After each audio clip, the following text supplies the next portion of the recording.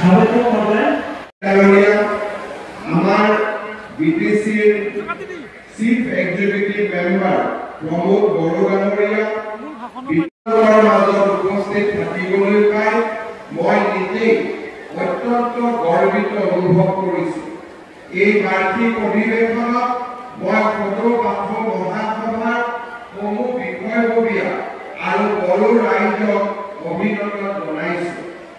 আজিৰে পৰা ৩ দশক পূৰ্বে 1992 চনৰ 15 তাৰিখে গুৱাহাটীৰ পল্টন বজাৰৰ ট্ৰাইবেল ৰেষ্ট হাউচত বড়ো জনগোষ্ঠীৰ এই অগ্ৰণী সংগঠনৰ জন্ম হৈছিল। ৰূপনাথ বসুমতাৰী আৰু বাণেশ্বৰ বসুমতাৰীৰ নেতৃত্বত গঠন হোৱা সদৌ পাঠ মহাসভাই বিগত সময়ছোৱাত বড়োসকলৰ ধৰ্মীয় আৰু আধ্যাত্মিক জীৱন শৈলীত সাগৰ সদৃশ ভূমিকা গ্ৰহণ কৰি আহিছে। মই এই পবিত্ৰ দিনটোত এই সংগঠনৰ প্ৰতিষ্ঠাতা গুৰি ধৰোঁতা এই দুয়োগৰাকী পুৰুষা ব্যক্তিৰ লগতে সংগঠনটোৰ সৈতে জন্মলগ্নৰ পৰা জড়িত সকলোকে গভীৰ শ্ৰদ্ধা নিবেদন কৰিছো। প্ৰাচীন কামৰূপৰ আধ্যাত্মিক জীৱন শৈলীৰ মাজত বড়োসকলৰ ধৰ্মীয় আচাৰ নীতিসমূহে প্ৰত্যক্ষ প্ৰভাৱ পেলাই সামগ্ৰিকভাৱে আমাৰ ৰাজ্যখনৰ আধ্যাত্মিক জীৱন শৈলীক প্ৰভাৱিত কৰি আহিছে। কেইবা হাজাৰ বছৰ পূৰ্বে ইৰাক অথবা বড়োসকলে এই ভূমিত স্থায়ীভাৱে বসবাস কৰি সাংস্কৃতিক জীৱনধাৰাই নহয় আধ্যাত্মিক জীৱনধাৰাকো উজ্জীৱিত কৰি আহিছে। যজুৰ্বেদ, অথৰ্ববেদ, ৰামায়ণ, মহাভাৰত, কালিকা পুৰাণ, যোগিনী তন্ত্ৰ, কছাৰী বুৰঞ্জী আৰু দৰঙৰ ৰাজবংশী আদি বুৰঞ্জীতো ইৰাকসকলৰ আচাৰ ব্যৱহাৰ সম্পৰ্কে উল্লেখ আছে। প্ৰাচীন ব্ৰহ্মা, বিষ্ণু আৰু মহেশ্বৰ ভগৱান জ্ঞান কৰি যুগে যুগে পূজা কৰি অহা হৈছে। ব্ৰহ্মা হ'ল সৃষ্টিকৰ্তা, বিষ্ণু হ'ল পালনকৰ্তা আৰু মহেশ্বৰ হ'ল সংহাৰকৰ্তা। বাথৌ ধৰ্মৰ দৰ্শনে এই তিনিওটা ৰূপকে প্ৰদৰ্শন কৰে। বাথৌ পৰম ব্ৰহ্ম বিৰাই বাথৌ, মাটি, বায়ু, পানী, আকাশ আৰু অগ্নি এই পঞ্চভূতৰ মাজত যিগৰাকী প্ৰভুৰ শক্তি নিহিত হৈ আছে সেইগৰাকীয়ে পৰম ব্ৰহ্ম। বড়োসকলে আদি নিৰঞ্জন বিৰাই বাথৌৰ পূজা অৰ্চনা কৰাৰ সময়ত ব্ৰহ্মৰ অস্তিত্ব স্বীকাৰ কৰি মাটি, বায়ু, পানী, আকাশ আৰু অগ্নিৰ কথা উল্লেখ কৰে, পূজা কৰে। এই মন্ত্ৰই পঞ্চ দেৱতাৰ শক্তিকে বুজায়। আকাশ দেৱতাক উদাৰতাৰ প্ৰতীক, সূৰ্য দেৱতাক সফলতাৰ প্ৰতীক, বায়ু দেৱতাক পবিত্ৰ আৰু সততাৰ প্ৰতীক, জল দেৱতাক ঐক্য আৰু প্ৰগতিৰ প্ৰতীক, ভূমি দেৱতাক ত্যাগ আৰু সহনশীলতাৰ প্ৰতীক হিচাপে কৰি অহা পূজাই এক শক্তিশালী দৰ্শনক প্ৰতিনিধিত্ব কৰে। আধ্যাত্মিক চেতনাৰে কিদৰে আত্মসংযম আহৰণ কৰি মূল্যবোধ আধাৰিত জীৱনচৰ্যাত ব্ৰতী হ'ব লাগে সেই শিক্ষাই বাথৌ ধৰ্মই যুগে যুগে মানুহক দি আহিছে।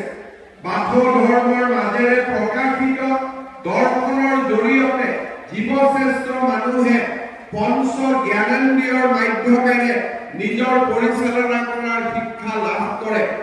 এই পূজাৰ সময়ত পৰিৱেশন কৰা খেৰাই নৃত্যৰ জৰিয়তে বড়োসকলৰ কেৱল সাংস্কৃতিক দিশেই নহয় জাতিটোৰ মানসিক প্ৰশান্তিৰ দিশটো প্ৰকট হয়।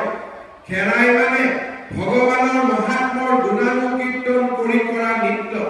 ভক্তিমূলক এই গীতে বাথৌ ধৰ্মৰ মহত্ব অধিক প্ৰসাৰিত কৰিছে। খেৰাই প্ৰাৰ্থনাৰ গীতত থকা ৰাম ৰচিয়ে হ'ল সৃষ্টিকৰ্তা ব্ৰহ্মাস্বৰূপ। প্ৰকৃতিক আলম কৰিয়ে বাথৌ ধৰ্মই এক বিশেষ ৰূপ লাভ কৰিছে। গছৰ তলত বিৰাই বাথৌক পৰম ব্ৰহ্ম জ্ঞান কৰি কৰা পূজাৰ জৰিয়তে অনন্ত কালৰে পৰা বড়ো জাতিৰ প্ৰকৃতি প্ৰেমৰ সুন্দৰ নিদৰ্শন দেখিবলৈ পোৱা যায়।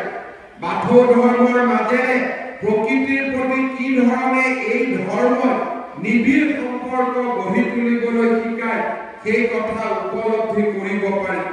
বাথৌ ধৰ্মাৱলম্বী লোকসকলে ঈশ্বৰ দৰ্শনৰ বাস্তৱতাক ৰূপ দিয়াৰ বাবে শত সহস্ৰ যুগ ধৰি উদ্ভিদ প্ৰজাতিৰ অমৰ বৃক্ষৰ পাঁচ শিৰাযুক্ত সিজু গছক বাথৰ বেদীত অতি সন্মানসহ সুপ্ৰতিষ্ঠা কৰি বিৰাই বাথক পূজা অৰ্চনা কৰি আহিছে।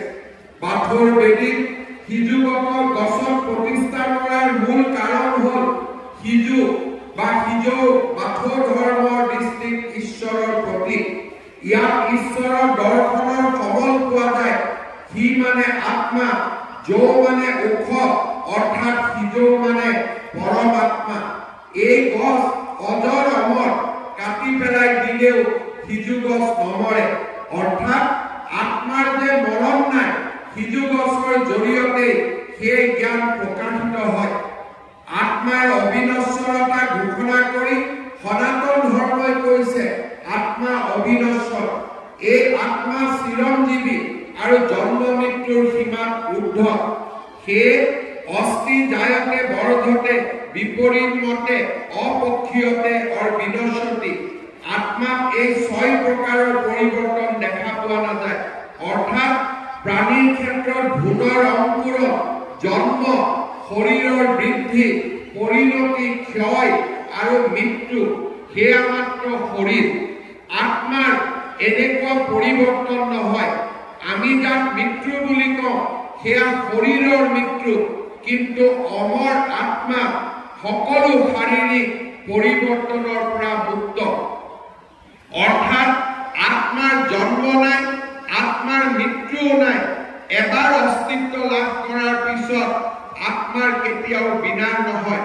আত্মা জন্মহীন, চিৰন্তন, অমৰ আৰু বয়সৰ চিৰচৰিত প্ৰক্ৰিয়াৰ পৰা মুক্ত। শৰীৰ নষ্ট হলে আত্মা নষ্ট নহয়। বড়ো বাথৌ ধৰ্মাৱলম্বী লোকসকলে বিৰাই বাথৌক পৰম ব্ৰহ্ম ৰূপত পূজা অৰ্চনা কৰি আহিছে। গৌৰাই মানে গৰাকী, শব্দটোৰ প্ৰথম আখৰ বৌ অৰ্থাৎ বয়নিধি অৰ্থাৎ সকলোৰে, ৰা মানে ৰণী অৰ্থাৎ শ্ৰেষ্ঠ, আৰু ই মানে সি বা তেওঁ অৰ্থাৎ ঈশ্বৰ। ঈশ্বৰ সকলোৰে শ্ৰেষ্ঠ, সৰ্বজ্ঞ আৰু সৰ্বব্যাপ্ত। মই আপোনালোকক জনাব বিচাৰো যে মই ভাৰতৰ বিভিন্ন ধৰ্মৰ আদি আৰু অন্ত বা আৰম্ভণি আৰু ই কলৈকে প্ৰচলন হৈছে, কিমান দূৰ ব্যাপী আছে, তাৰ বিষয়ে কেতিয়াবা চিন্তা চৰ্চা কৰো।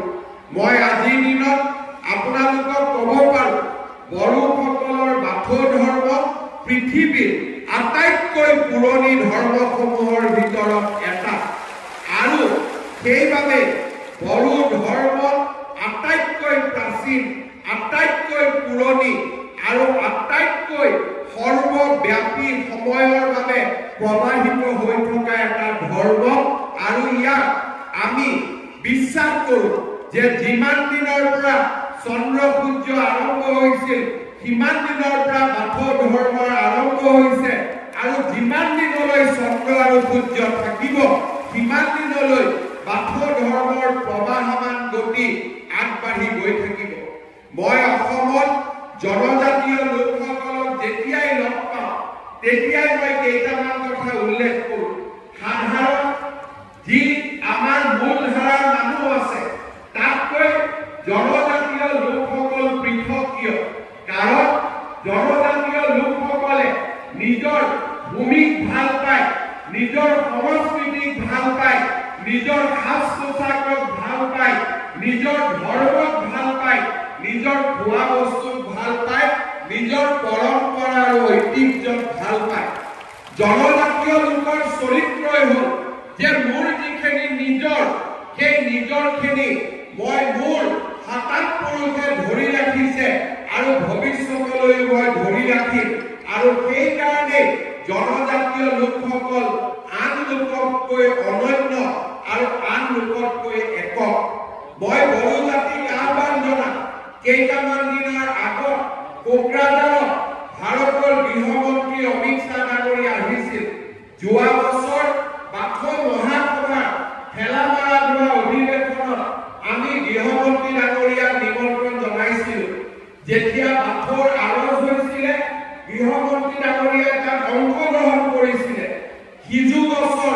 পঞ্চতত্ত্বৰ মাহাত্ম্যৰ বিষয়ে তেখেতে তাত জ্ঞান লৈছিলে আৰু তাৰ পিছত তেখেতে অধ্যয়ন কৰিছিলে আৰু অধ্যয়ন কৰাৰ পিছত গৃহমন্ত্ৰী অমিত শ্বাহ ডাঙৰীয়াই এইবাৰ কোকৰাঝাৰত তেখেতে নিজে প্ৰকাশ কৰিছে যে বাথৌৰ দৰে বিজ্ঞানসন্মত ধৰ্ম ভাৰতবৰ্ষত পাব নাই আৰু এই এটা মহান ধৰ্ম, ই এটা মহান সংস্কৃতি আৰু এই মহান ধৰ্ম আৰু মহান সংস্কৃতিক আমি আমাৰ ভৱিষ্যতৰ কাৰণে ধৰি ৰাখিব লাগিব।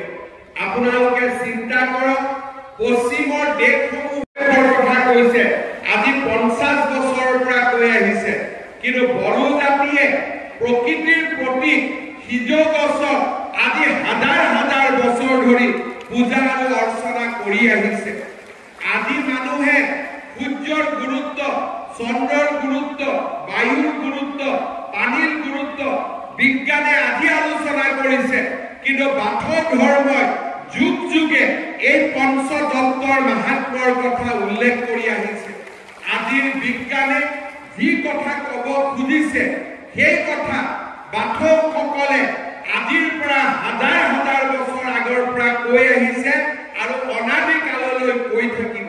শ্ৰদ্ধাৰ ৰাইজ, আজি আমাৰ মাজত এচাম লোকে ক'ব বিচাৰে যে বাথৌতকৈও শ্ৰেষ্ঠ ধৰ্ম আছে আৰু সেইকাৰণে বাথৌ ধৰ্মৰ পৰিৱৰ্তে মোৰ ধৰ্ম গ্ৰহণ কৰা।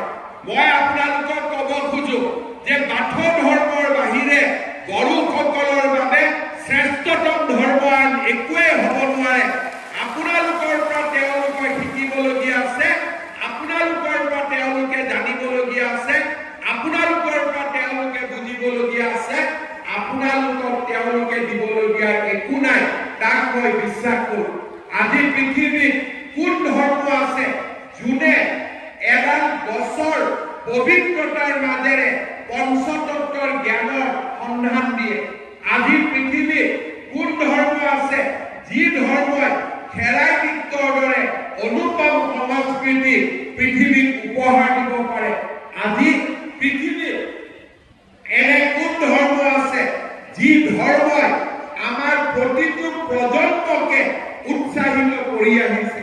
মই বড়ো জাতিৰ লোকসকলক আহ্বান জনাম যে আপোনালোকে প্ৰতিজনে নিজৰ উঠি অহা প্ৰজন্মই যাতে বাথৌ ধৰ্মৰ মহত্বৰ বিষয়ে বুজিব পাৰি সকলোৱে নিজৰ ঘৰত সিজ গছ স্থাপন কৰি তাত ধূপ ধূনা চাকিৰে পবিত্ৰতাৰে তাক সুন্দৰ কৰি অলংকৃত কৰি আমাৰ উঠি অহা প্ৰজন্মই যাতে বাথৌ ধৰ্মৰ পৰা কতো ওলাই যাব নোৱাৰে তাৰ বাবে আপোনালোকে ব্যৱস্থা কৰিব লাগিব।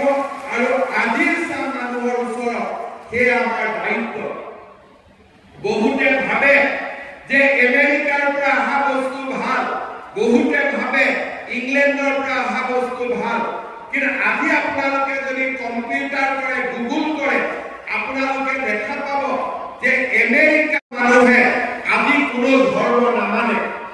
ইংলেণ্ডত আজি 45% মানুহে কোনো ধৰ্ম নামানে আৰু ইংলেণ্ডৰ যুৱচামৰ 90% মানুহে আজি কোনেও ধৰ্ম নামানে।